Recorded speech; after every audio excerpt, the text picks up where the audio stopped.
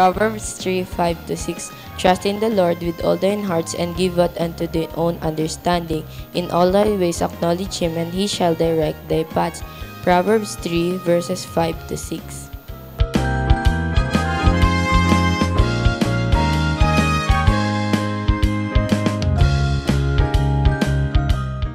Magandang gabi po sa bawat isa. Narito po ang listahan nating babanggitin para sa ating panalangin.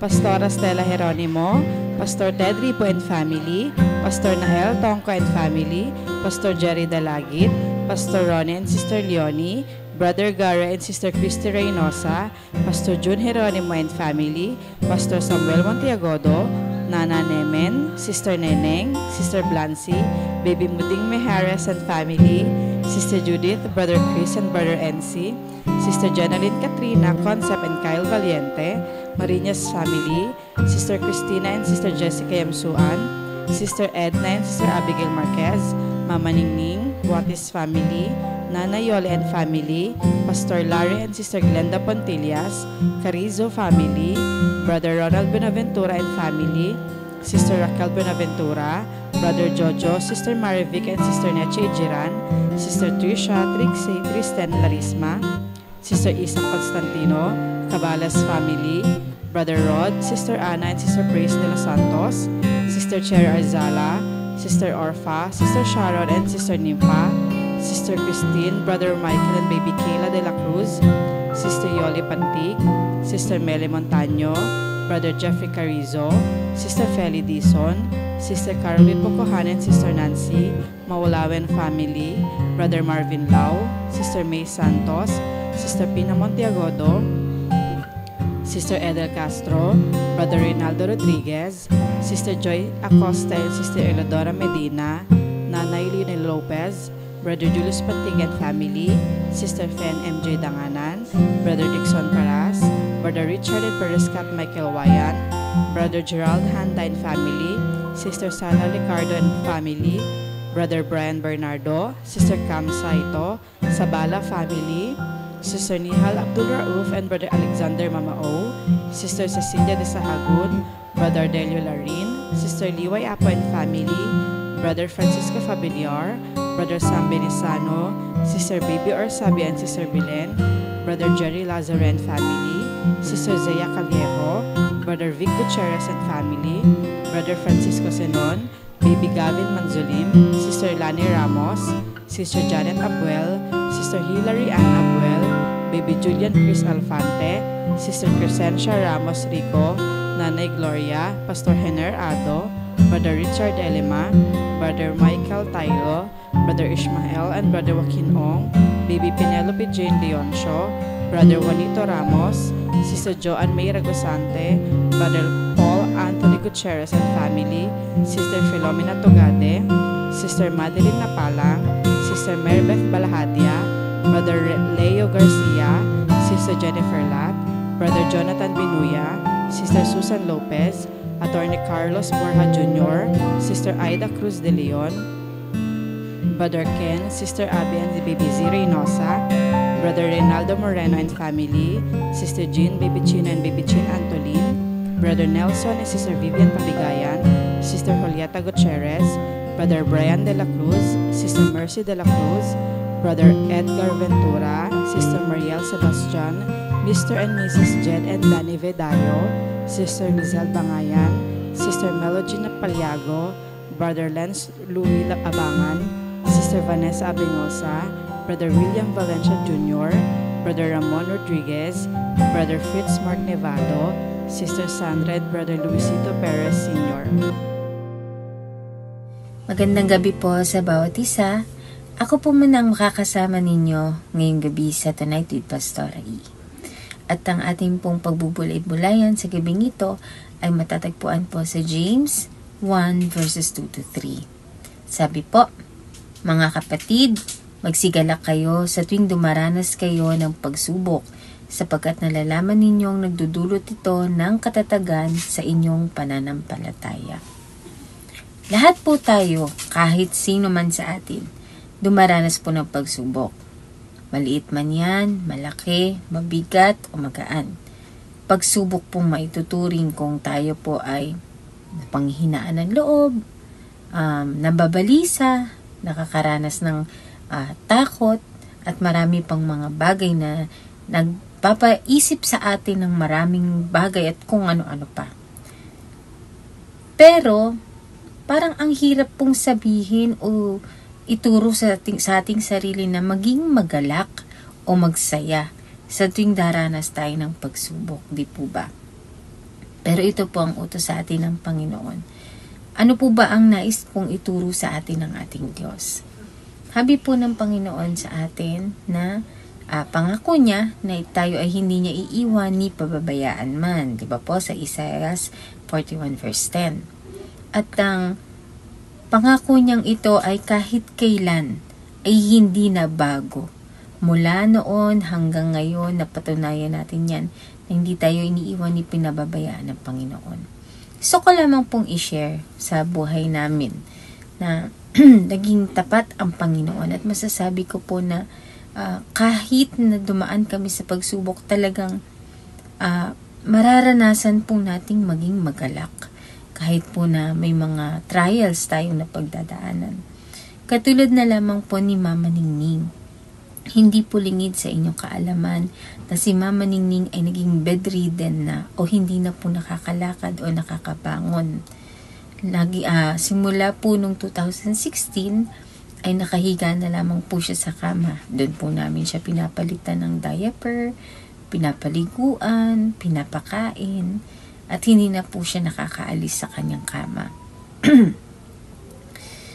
Nung una po, nalulungkot kami palagi kasi hindi po namin naranasang umalis ng bahay ng hindi naiiwan ang isa. Palaging meron pong isa sa amin na maiiwan para magbantay sa kanya. Hindi kami nakukumpleto. Kapag lalabas kami o kakain sa labas, mamamasyal, lagi pong may isa na nagsasakripisyo.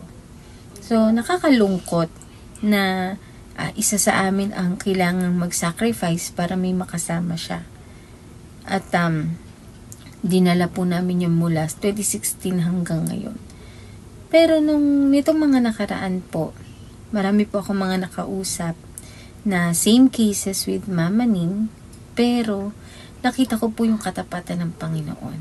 Meron pong isa kaming kamag-anak na nag-alaga din ng katulad ni Mama Ning na merong dementia.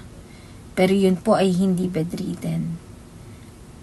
Siya po ay nakaalis, nakawala sa kanilang bahay at nasa gasaan. At yun po ang naging dahilan bakit po siya pumanaw. Yung isa naman po na malapit din sa puso namin ay pumanaw din po with dementia. Yun naman daw po ay bago po mamatay ay tumatalon-talon sa bintana, sa kama, kung ano-anong mga bagay ang nilalagay sa ref at hindi na po alam ang ginagawa. Pero salamat sa Panginoon dahil si Mama Ningning kahit po bedridden siya, alam niya ang kanyang ginagawa. Kilala niya pa rin kami kahit minsan nakakalimot pero naaalala pa rin niya kami. At ang higit sa lahat, knowing Mama Ning kasi, siya po yung tipo ng layas. Pero biyaya po pala ng Panginoon, no, na siya po ay naging bedridden kasi ligtas po siya na nandito sa bahay at kasama namin. Kaya dun ko po nasabi na talagang tapat ang Panginoon sa kanyang mga anak. Hindi niya tayo pinababayaan. Kaya dun sa pagsubok namin, andun yung katapatan ng Panginoon. So, dapat lang na maging magalak. Another example po, yung aking pong pagkakasakit. Sabi po nila, sa lahat po ng nakakakita, lahat ng usap ko, sayang, bata ka pa, sayang, wala ka pang asawa, sayang naman, ganito, ganyan. Bakit ang aga mong nagkasakit? Pero, noong una po, ang hirap ng acceptance sa buhay ko. Ang hirap, pati yung itsura ko, nagbago, pati yung mood ko, naging bugnutin po ako. Pero, sabi ko nga po, di naglaon, pinaalala sa akin ng Panginoon, bakit ka nag-aalala? Bakit mo kailangang kaawaan ng sarili mo, hindi naman kita pinabayaan. So, yun pa lang pong namatay na ako sa ospital at muli niya akong ginising At ngayon ay nakakasama ko po kayo. Ngayon ay nakakapaglingkod pa rin ako. At nag-iba ulit yung itsura ko. Gumanda yung kulay ko. At binigay sa akin ng Panginoon yung kalakasan. Nandun yung pasasalamat pa rin sa Panginoon. Bagamat trial ito, bagamat pagsubok ito sa buhay, pero masasabi ko magiging nagagalak pa rin ako, magiging masaya pa rin ako kasi andun ang biyaya ng Panginoon. So sabi nga po, di ba, magiging magalak kayo dahil kayo ay patatatagin dito sa pagsubok na ito. So itong mga pagsubok po na pinagdaraanan natin, wag po nating hayaan na i-break tayo nito, because it will build us up. Na po, na alalahanin po natin na pinagdaraanan natin itong mga pagsubok na ito, hindi para pahirapan tayo, hindi para pasakitan tayo, kundi para patatagin tayo, para sa next na gagawin ng Panginoon, para sa greater blessing na ibibigay ng Panginoon. Kaya po, wag tayong panghihinaan ng loob, kasi dapat maging matatag tayo, mas maging malakas, at mas maging malalim ang ating pananampalataya sa ating Panginoon. Ano po ang magiging kapalit nito sa buhay natin? Siyempre po, ang eternal love and blessings ng Panginoon. Na matatanggap natin mula sa Kanya. Kaya, sa lahat ng pagsubok, ipagpasalamat po natin. Thank you, Lord. Salamat dahil alam ko na ito ay magpapalakas sa akin, magpapatibay para sa susunod mong gagawin sa aking buhay. Kaya po, ngayong gabi, surrender po natin ang lahat ng ating pagsubok sa Panginoon.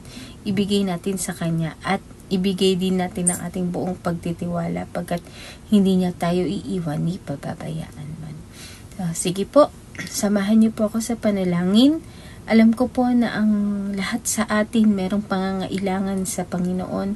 Meron pong may sakit, meron pong may dumaranas ng kakapusan, nag-aalala dahil walang iulam kinabukasan, nag-aalala sa pang-tuition, nag-aalala sa pressure sa trabaho, sa pag-aaral, at marami pang mga bagay. Pero ito'y ilapit natin sa Panginoon. Sige pa tayo po mag-pray. Aming Ama, aming Diyos na makapangyarihan sa lahat, kami po'y nagpupuri at lubos na nagpapasalamat sa inyo pong pagiging tapat sa buhay namin. Mula noon hanggang ngayon, hindi ka nagbabago. Salamat po, Panginoon, sa pag-ibig mo. Salamat po, Panginoon, sa pagliligtas mo sa amin.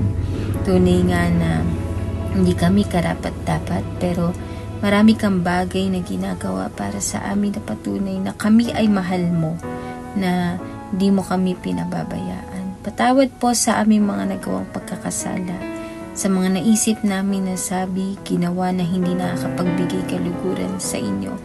Patawad, Panginoon, kung nasusumpungan mo ang aming mga puso na marumi at hindi nakalulugod sa inyo. Patawad po, O Diyos, naway lagi mo kaming masumpungan na handa at malinis ang aming puso't kalooban upang ang aming paglilingkod ay maging karapat-dapat. O Panginoon, dalangin po namin ang aming mga kapatid na may mga sakit at karamdaman. Sa pangalan ni Jesus, dadalangin namin ang kagalingan mula sa inyo. Hipuin niyo po ang kanilang pangangatawan. Hipuin niyo po ang lahat ng mga bagay na nagbibigay kabalisahan sa kanila. Hipuin niyo po, Panginoon, yung mga katawan nila, Panginoon, na kailangan ng kalakasan. Ikaw na po ang siyang bahala magpagaling.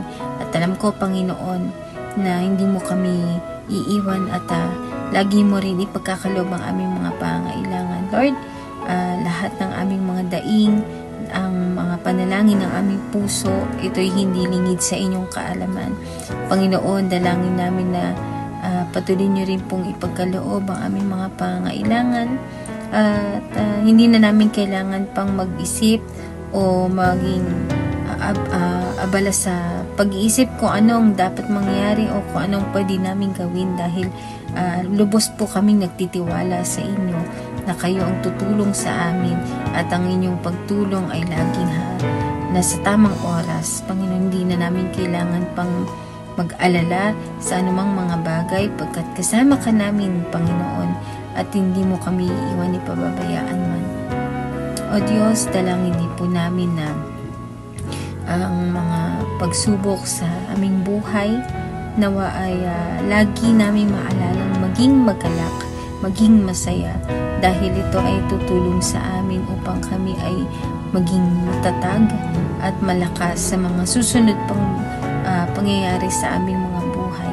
Ito ay pinahihintulutan mo dahil alam mo, Panginoon, na hindi mo kami iiwan at alam mo, Panginoon, na makakayanan namin ito sa tulong mo. Panginoon, alam namin na ang aming buhay ay gagamitin mo para mas marami pa ang makakilala sa iyo at ma-witness na ikaw ay dakila sa lahat. Hindi po kami magsasawa ang magpasalamat at magpuri sa inyong pangalan. Lahat po ng aming mga panalangin, pinagkakatiwala po namin sa inyo at binibigay na po namin sa inyong mga kamay. Alam namin, Panginoon, na ang lahat ng ito ay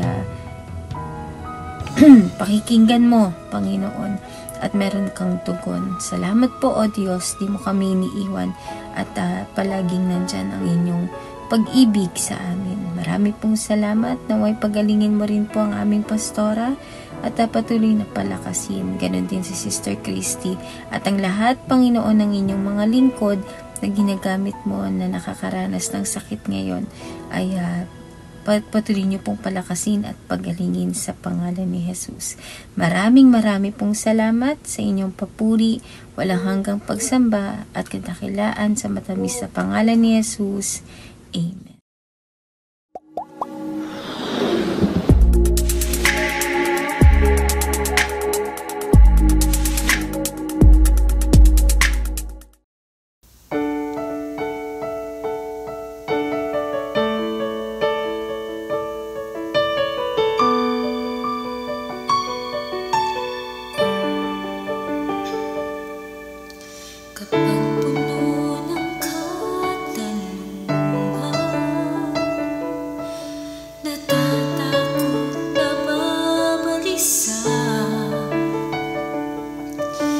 Jesus, ikaw ang kasagutan.